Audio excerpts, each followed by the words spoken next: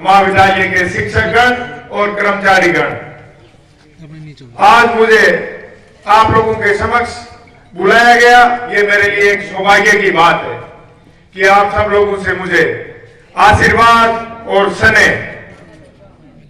इस मौके पे मैं आपको बताना चाहता हूं कि आज के समय में स्कूल कॉलेज ये शिक्षा के मंदिर है।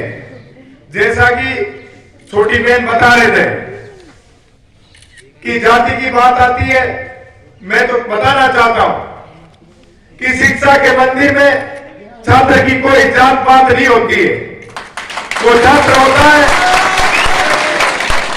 यदि कोई इस प्रकार की घटना होती है या करते हैं तो उसमें सुधार किया जाना चाहिए, क्योंकि आज का ये समय शिक्षा का आधार मजबूत करने का समय है कि किस प्रकार से गांव ढाणियों से किसान कौम से आने वाले परिवार के जो स्टूडेंट हैं वो बड़े पदों पे किस तरीके से जाएंगे, उसका एक ही माध्यम है शिक्षा, जो आपको जीरो से हीरो के रास्ते के सफर में लेके जाता है।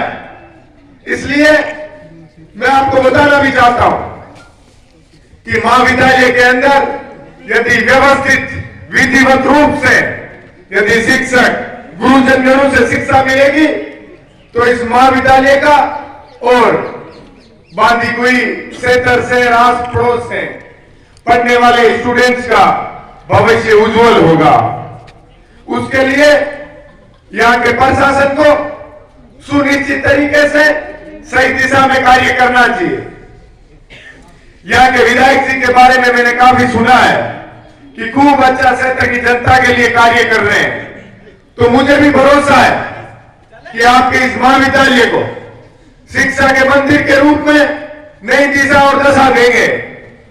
उसके लिए इनको जो भी कार्य करना पड़े उचित दिशा में करना चाहिए, क्योंकि इस देश और प्रदेश का भविष्य छात्र शक्ति से ही तैयार होता है। छात्र शक्ति के कंधों पे ही कमान होती है कि देश और प्रदेश का भविष्य किस दिशा में जाएगा, क्योंकि स्टूडेंट ही जो छात्र है वही ताकत है आज के समय में समाज की। जब स्टूडेंट को शिक्षा के अच्छे मायने मिलेंगे तो उनको आगे बढ़ने के लिए किसी भी प्रकार की कोई कमी नहीं मिलेगी।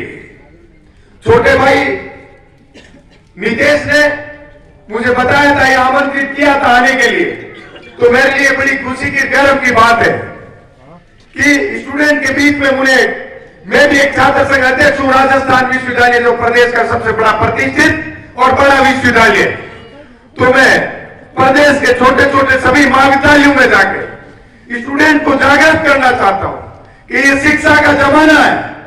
यदि अपन शिक्षा को सही मायने में प्राप्त करेंगे तो अपना भविष्य उज्जवल होगा।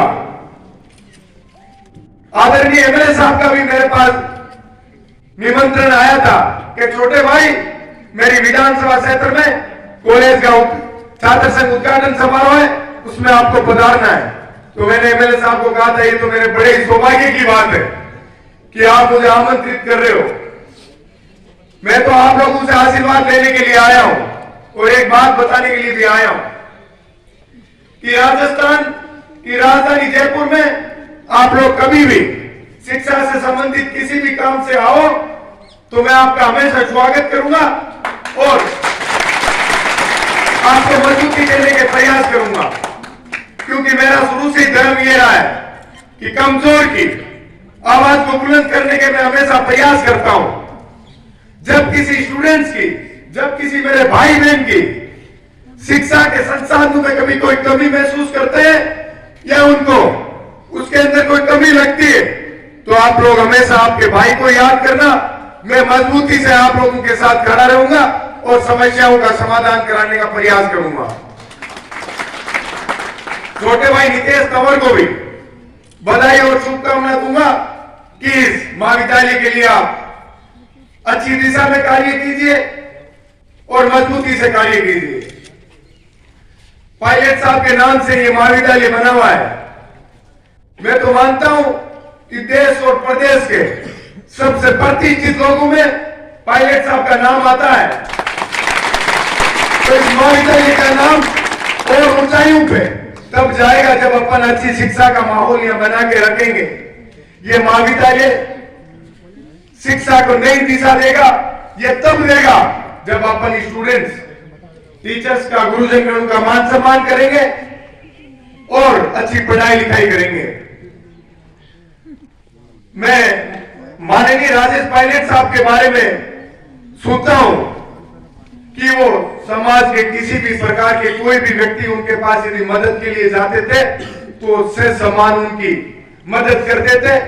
देश की उस दिल्ली के अंदर बैठे बैठे कभी किसी व्यक्ति को नीचा देखने का, छोटेपन का महसूस नहीं करवाते थे। उससे अपने को भी सीख लेनी चाहिए कि प्रत्येक व्यक्ति का आदर मान सम्मान करना अपना धर्म होता है और जिस भी कमजोर व्यक्ति की अपन लोग मदद कर सके तो करनी चाहिए। इसी के साथ मैं मेरी वाणी को विराम दूंगा और आप सब लोगों ने मुझे सुना, इतना प्यार और आशीर्वाद दिया, उसके लिए मैं बारंबार धन्यवाद करूंगा। राम राम साहब।